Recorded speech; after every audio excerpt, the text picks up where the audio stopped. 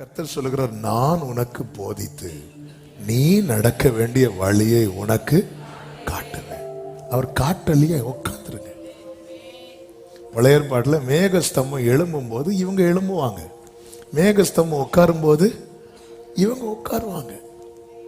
இப்போ பார்வோன் ரதத்தை பூட்டி சமுத்திரத்துக்குள்ள போகும்போது அந்த ரதம் உள்ள போச்சா இல்லையா?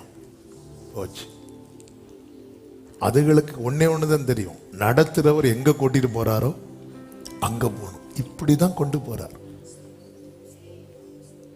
அதுகள்கிட்ட குதிரைட்ட ஆலோசனை கேட்க மாட்டாங்க. குதிரை ரைட் பண்ண அங்க போகலாமா இல்லையா, ஆர் யூ ஓகே, ஒன்னும் கேட்க மாட்டாங்க. இப்படிதான் நடத்துவார் அவர். ஆனா அவர் நடத்தினார்னா பள்ளத்தாக்கானாலும் அங்க இளைப்பாறுதல் உண்டு, ஆழமானாலும் அங்க இளைப்பாறுதல் உண்டு.